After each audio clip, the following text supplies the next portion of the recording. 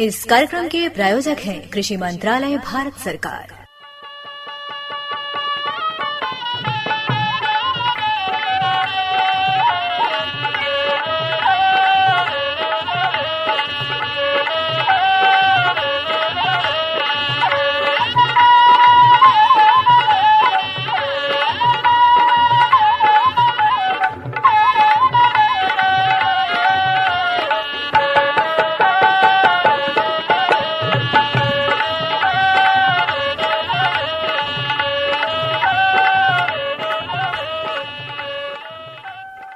भैया बोला जय जवान जय किसान। बोला भैया हम रहो आज फिर हम लोगन भैया देखा अपने कार्यक्रम में शामिल होके ले जा। बिल्कुल, और बिल्कुल। मौसम के मिजाज कहते हुए कि भैया देखा ठंडा बढ़ल हुए और ऐसे में भैया देखा हम लोगन के सचेत रहले के जरूरत हुए ठंडा पाला से। और निश्चित रूप से भैया देखा ठंडा पाला से बचले के साथ साथ जोन भी रबी में भैया देखा फसल बुआई बाकी रह गए हुए ओकरा हम लोगन के बिना देर के लिए पूरा के लिए के जरूरत है। निश्चित रूप से पछेती जौन बाकी गेहूं, सरसों, चना, मटर, आलू वगैरह के जौन बाकी हम लोग की बुआई की जुगत अपनावल जा रहल बा।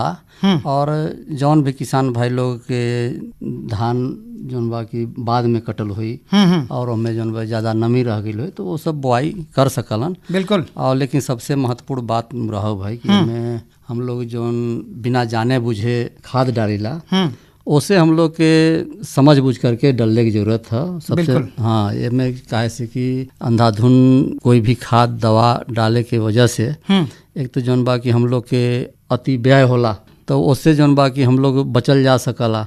और दूसरी बात कि जौने खेत में जौन पोषक तत्व के पर्याप्त मात्रा रहल हुई उसमें अगर दोबारा और डालल जाए तो वो निरर्थक जाए और जौन बाकी अपन खेत जमीन जौन बाकी नुकसान जाए। बिल्कुल सही कहत हुआ भोला भैया। और ओकरे साथ साथ हम लोगन के जौन कहल जाला वैज्ञानिक भैया लोगन कहलन कि हमेशा जौन अपने फसल बा या खेत बा ओकरा में NP के मुख्य तत्व भैया जेकरा में नाइट्रोजन, फास्फोरस और पोटेशियम जैसन प्रमुख पोषक तत्व हुए ओकर सही अनुपात जब हम लोगन भैया देखा अपने खेत में प्रयोग करब, फसल में प्रयोग करब तो निश्चित रूप से भैया देखा पैदावार बढ़िया होई। और निश्चित रूप से जौन पोषक तत्व के जाने के अगर हम लोग बात करी जाए तो ओके खातिर तो मृदा परीक्षण जरूरी हो भैया। एकदम भैया। तभी जानल जा सकला कि जौन बाकी कौने खेत में कौन पोषक तत्व की आवश्यकता है, किस चीज की कमी है और कौने पर्याप्त मात्रा में हो तो हमें वो पोषक तत्व डालने की जरूरत नहीं है।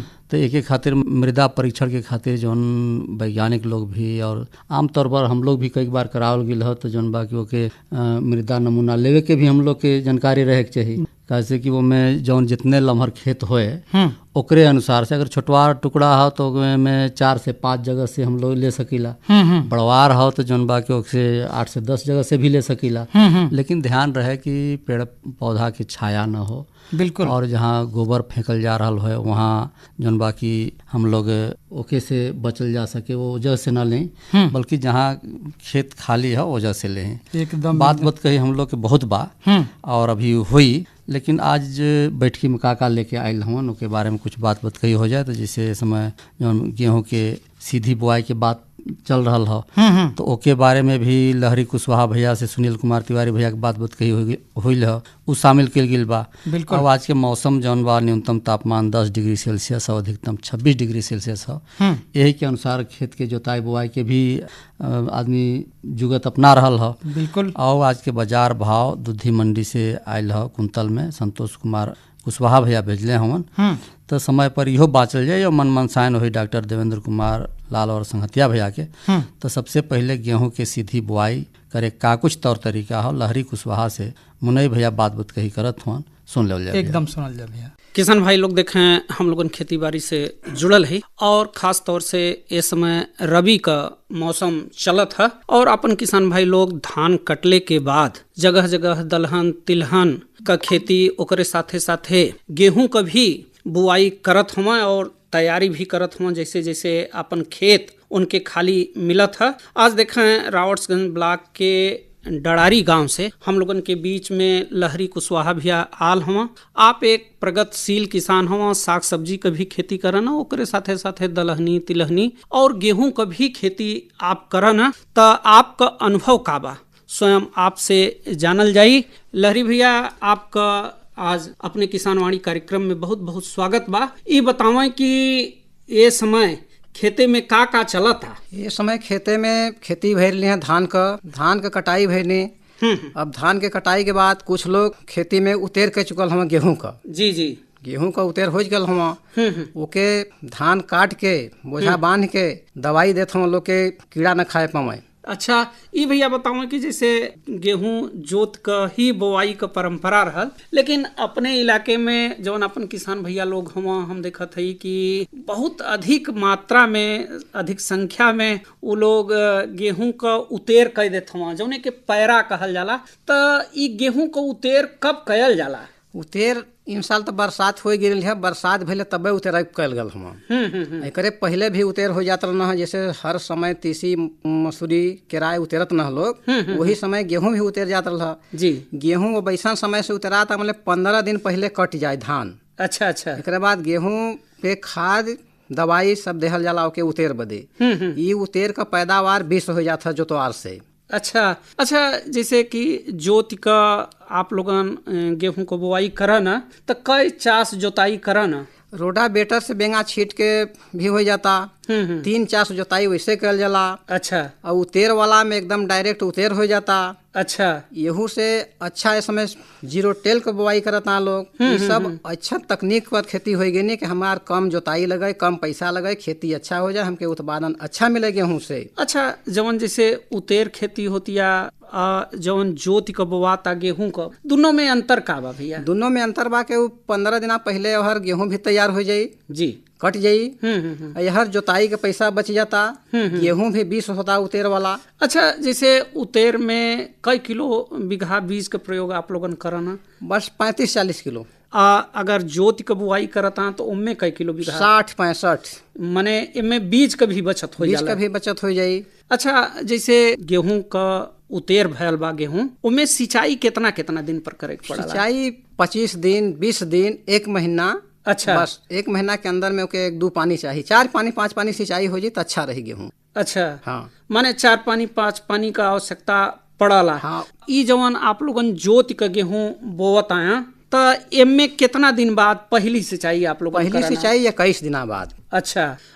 बुआई के समय कुछ उर्वरक प्रबंधन भी करत हुई हैं आप लोगन, तो कई किलो बीघा के हिसाब से खाद वगैरह देना? अरे ये समय तो 1 बोरी डाई देहल जाती है, ओकरे बाद उपरांत में यूरिया भी देहल जाता कुछ न कुछ। अच्छा। मतलब हमार पौधा विकास करे, जमाव से हरियरी बनौले रहे, ओके ताकत मिले, तो डाई यूरिया सब देहल जाता है। फिर सिंचाई हुई तो फिर दोबारा खाद दियाई, सल्फर दियाई, जिंक दियाई, बहुत चीज देहल जाता है समय गेहूं में। अच्छा अच्छा। हाँ। उनमें डीएपी देवे का जरूरत नहीं पड़ा जौन उतेर विधि से बा? उतेर विधि में डीएपी नहीं, बस यह जैसे जेकर खेत अगर ओद बा तो ओके दवाई छिड़क देना लोगन, पहले के कीट पतंगा से बच गयल। एकरे बाद यूरिया भी छिड़काई गेल, तुरंत बोझा बनते भरे। अच्छा। एकर काम जारी हो गल। अच्छा, जैसे जब लेहनी खेत में पड़ जाला तो वो गेहूं वहाँ प्रभावित नहीं हो जौन उतेर वाला बा?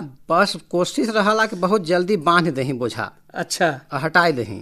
ज्यादा दिन आ रही तब जर जाई। ज्यादा दिन रही तो जर जाई, माने कम ही दिन में वो लेहनी हटावे के पड़ी जौन धान का बा, और ओके बोझा बांध का एक जगह एकत्रित कर देवे के पड़ी। अच्छा लहरी भैया, आप लोगन पुरान परंपरा चलल आवत बा कि गेहूं जोत का ही बोवन, तो जवन जोत का आप लोगन गेहूं बोवन, तो ई छिटकवा विधि से बोवन या कूड़ विधि से, यानी टाड़ ओड़ का प्रयोग कई का, या जौन सीडिल बा एकर प्रयोग कई का? ये समय ये सब पहली परंपरा खत्म हो गई। ये समय सब छिटकुआ बोआता। अच्छा। हाँ। ये छिटकुआ काहे बदे बोवाला? समय का बचत करे बदे कि व्यवस्था नहीं हो पावत? व्यवस्था नहीं हो पावत। पहले टाँड़ बर्दा से बोआत न हो, या समय सब ट्रैक्टर से कारोबार होए लगना। जेकरे पास सीडिल बा वो अपन सीडिल से बस बोवता। कुछ लोग किसान बोवता, बहुत कम लोग। अच्छा अच्छा। सब लोग ज्यादा लोग माने छिटकवा विधि से ही। तो इनमें बढ़िया जमाव आप लोगन के मिल जाला छिटकवा विधि से? जी। खेत अच्छा ओकर नमी रहे के चाहिए, जोताई होए के चाहिए, जमाव काहे न हो पाई। हाँ, सबसे खेत जरूरी बा अच्छा बनाई के बोए। अच्छा भैया, इनमें पहली सिंचाई आप लोगन कब कराना? 20-21 दिन पर हो गल सिंचाई। पहली सिंचाई? पहली सिंचाई। तो पहली सिंचाई कैले के बाद कौन कौन खाद उनमें टॉप ड्रेसिंग के रूप में देना? उनमें दियाई यूरिया दियाई, सल्फर दियाई, जिंक दियाई, यह सब दियाई ओके। अच्छा, फिर दूसरी सिंचाई कब करिए आप लोग? दूसरी सिंचाई फिर 1 महीना बाद। अच्छा, जैसे खड़ पतवार का भी समस्या गेहूं के फसल में खास तौर से आवल है, तो सबसे अधिक खड़ पतवार कौन कौन गेहूं के फसल में हो जाना? गेहूं का मामा होता है, नरजौ होता है और अन्य घास होते हैं, मतलब बहुत तमाम तरह के घास बाई। घास माने सकरी पत्ती और चौड़ी पत्ती दोनों हो जाए, दोनों हो जाता। तो ओकरे बदे आप लोगन का करना, ओकर निराई गुड़ाई करना कि नहीं कुछ और व्यवस्था करना? निराई गुड़ाई गेहूं में कहाँ हो पाई, ओके सब दवाई दे के ओके जरावल जाई। अच्छा अच्छा, दवाई के माध्यम से? दवाई माध्यम से जरी। अच्छा, जब आप लोगन गेहूं के फसल में दवा का प्रयोग करना घास जलावे बदे, समाप्त करे बदे, तो ओकर प्रभाव आपके गेहूं के फसल पर नहीं पड़ा? गेहूं के फसल पर न पड़ी, ओकर डोज सही रहे के चाहिए। अगर ज्यादा दे जाई तो गेहूं पर प्रभावित कर दे।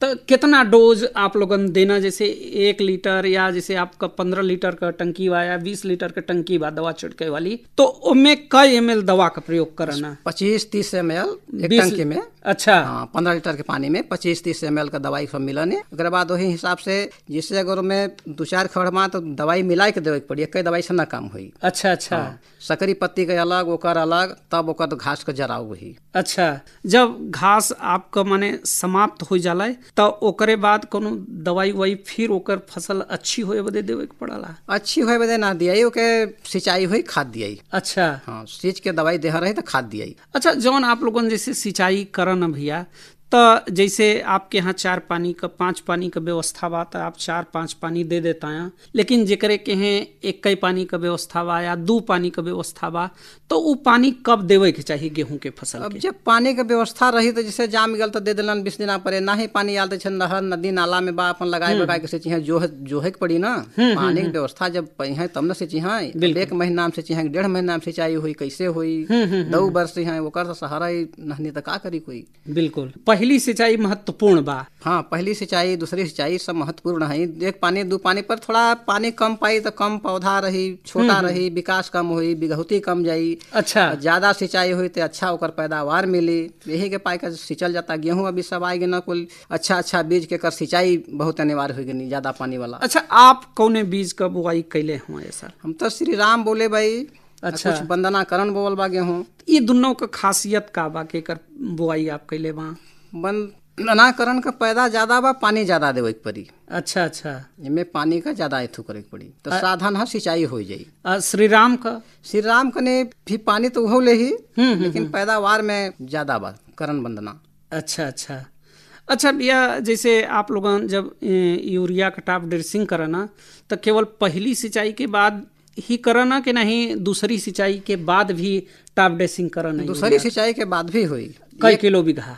1 बोरी बीघा खाद पहली बेरी दियाई, दोबारा बेरी कुछ ही कम रही, 30 किलो 35 किलो खाद गेहूं बर्दाश्त कर लेता। अच्छा अच्छा, माने अगर जितने उर्वरक का प्रयोग हुई वो हिसाब से उत्पादन बढ़ला के नहीं कम हो जाला? नहीं कम न हो, बढ़ी। अच्छा, लेकिन वैज्ञानिक भैया तो कहन के खाद का कम से कम प्रयोग करे के चाहिए।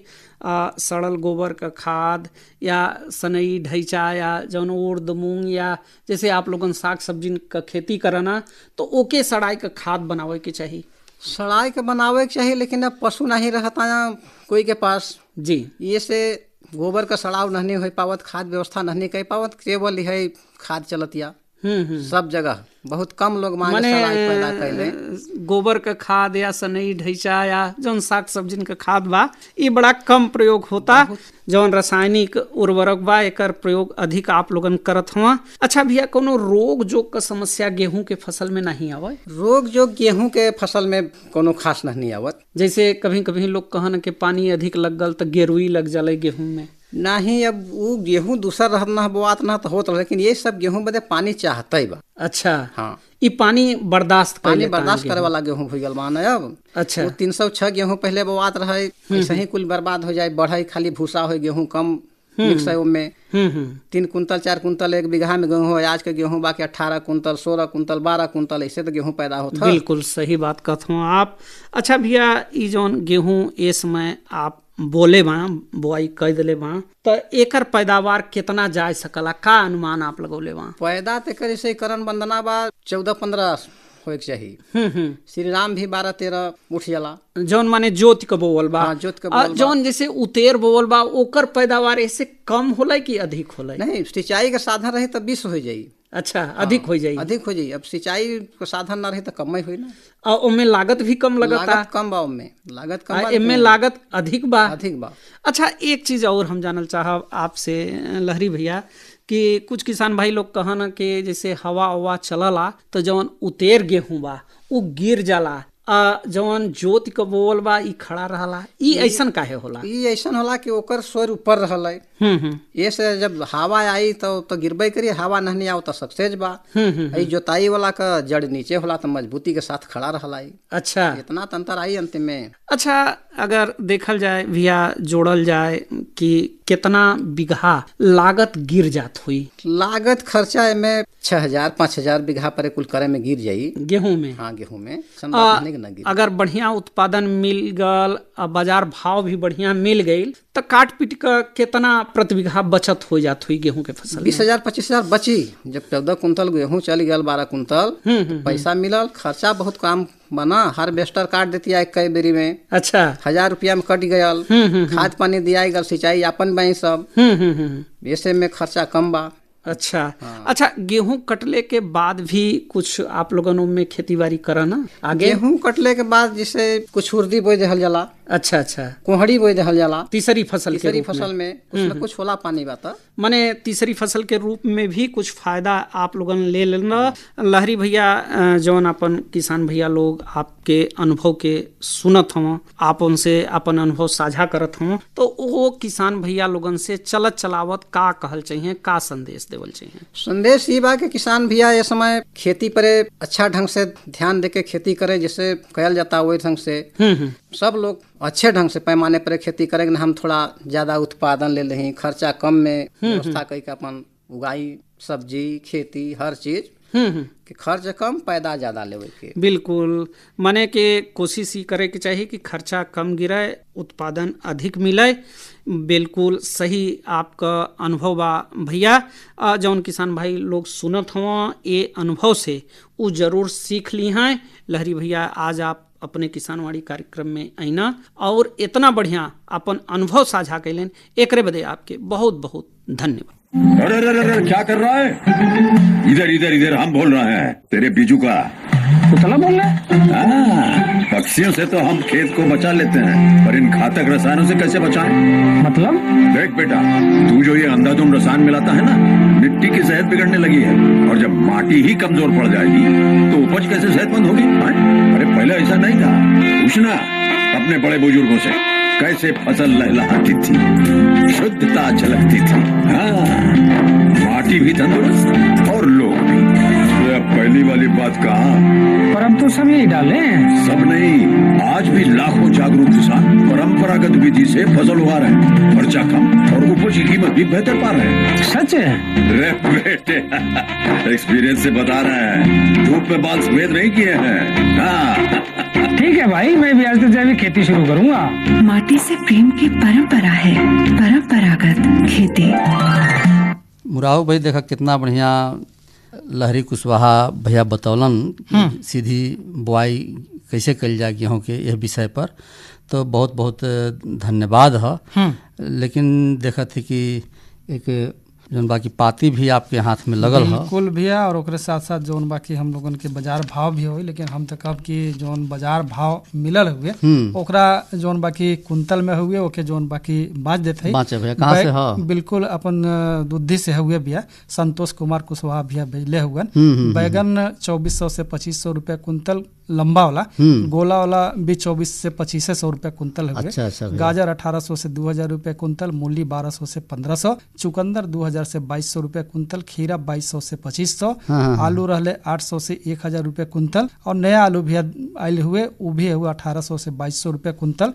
टमाटर 3000 से 3500 रुपये कुंतल, पालक 2000 से 2500, और धनिया 1500 से 1800 रुपया, बथुआ के साग 4000 से 4500, लौकी 2000 से 2500 रुपया कुंतल, कोहड़ा 2000 से 2500, और नेनुआ रहले 3500 से 4000 रुपया कुंतल, अदरक 5000 से 5200, फूल गोभी 3500 से 4000 रुपये कुंतल, पात गोभी 2200 से 2500, प्याज रहले 800 से 1000 रुपया, लहसुन 4000 से 5000 और पपीता रहले 2000 से 2500 रुपये कुंतल और नींबू 100 रुपये प्रति सैकड़ा। तो भैया संतोष कुमार कुशवाहा भैया के भी बहुत बहुत धन्यवाद है। लेकिन अब देखा थी कि जौन बाकी मन मनसायन के खातिर डॉक्टर देवेंद्र कुमार लाल और उनकर संगतिया भैया भी तैयारी कैले हों, तो का आपके कहना बा? एकदम बिना देर के लिए सुनल जा भैया, और लहरी कुशवाहा और जौन बाकी संतोष भैया के भी गीत गौने के माध्यम से धन्यवाद दिहल जाए। बिल्कुल।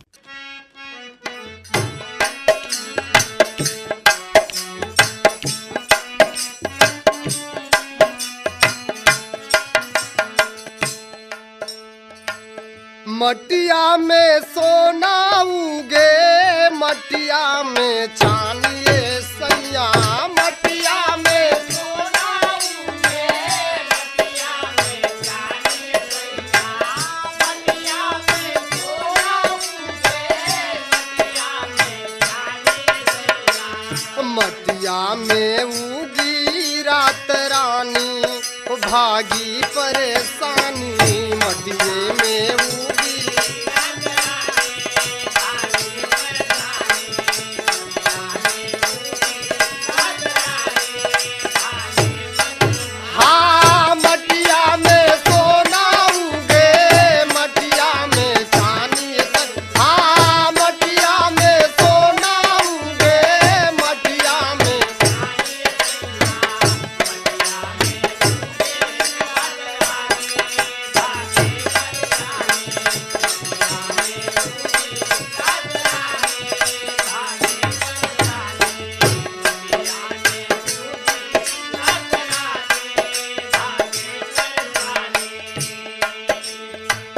खेतवा के खान खोद घसिया नीरावा हो, खेतवा के खान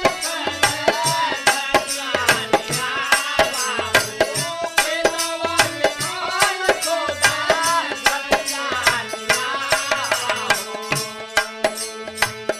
पाटा दे के माटिया के भुर भुर बनावा हो, पाटा दे के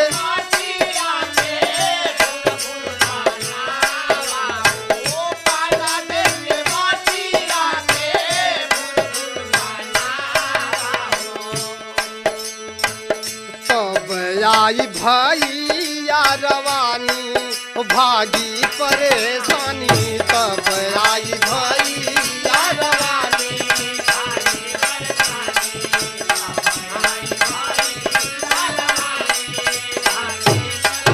हाँ मटिया में सोना उगे, मटिया में चांदी सैया, मटिया में सोना उगे, मटिया में चांदी सैया, मटिया में उगे रात रानी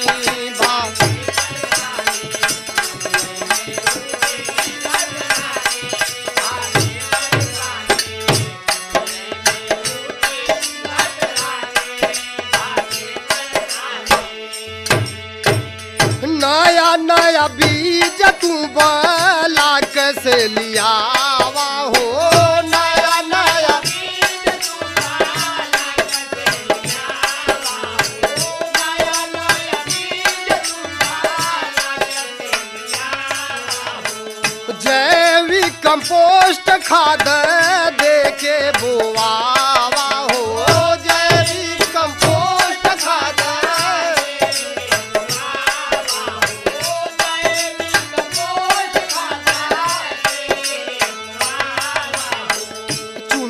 रंगाई तब धानी भागी परेशानी, चुनरी रंगाई तब धानी भागी परेशानी,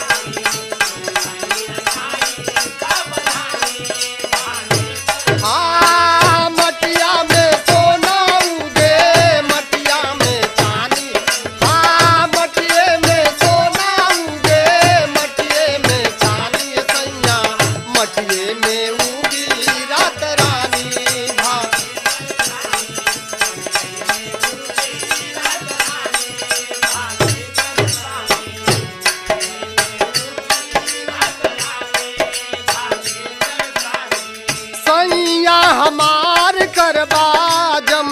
किसनिया हो सैया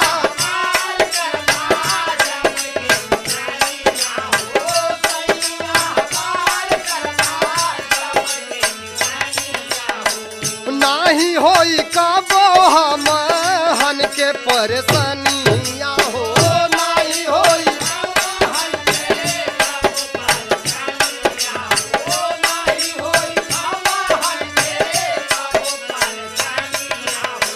मिलजुल के काटी तब जानी भागी परेशानी मिलजुल के काटी तब जानी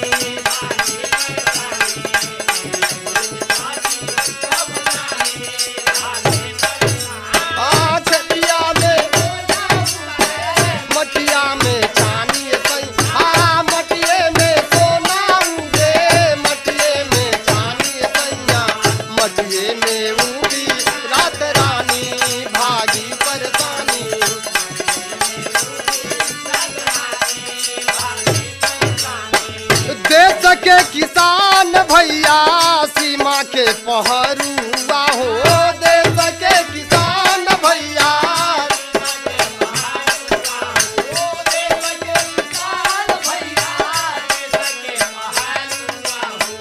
डॉक्टर देवेंद्र हुए तोहरो दुलरुआ हो डॉक्टर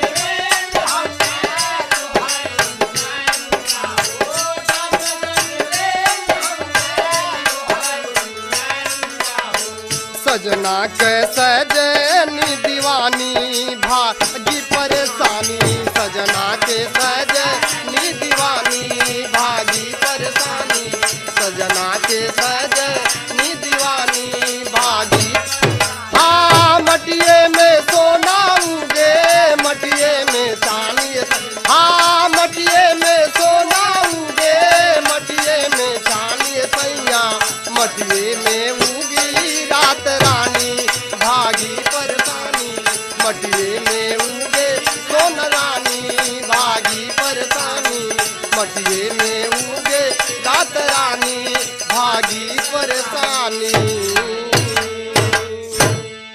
हर जोखिम से निकल कर फसल आए सुरक्षित हो जाए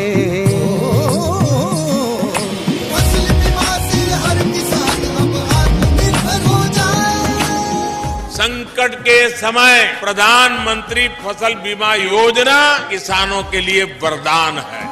अब सूखा पड़े या बाढ़ आ जाए कोई डर नहीं, अब ओले पड़े या कीट पतंगे फसल खा जाए कोई फिक्र नहीं, क्योंकि हमने लिया है प्रधानमंत्री फसल बीमा।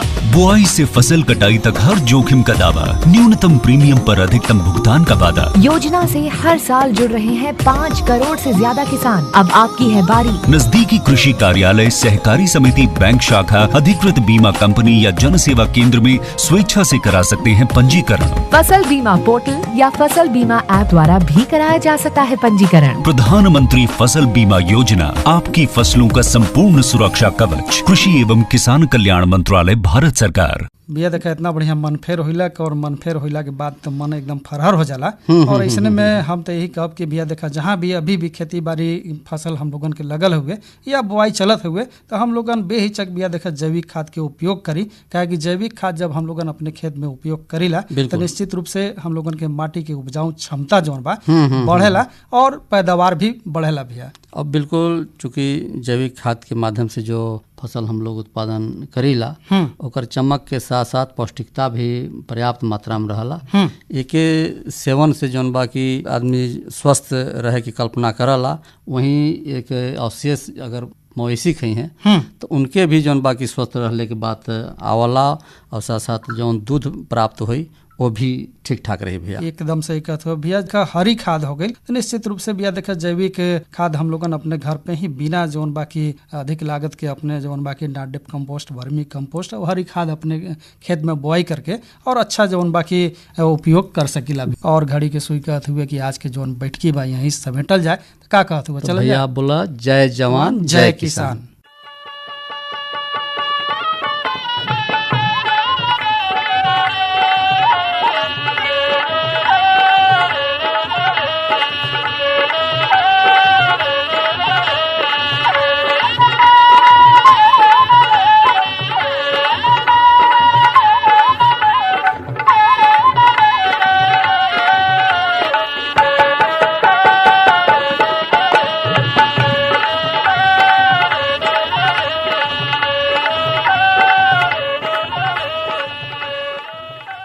इस कार्यक्रम के प्रायोजक थे कृषि मंत्री।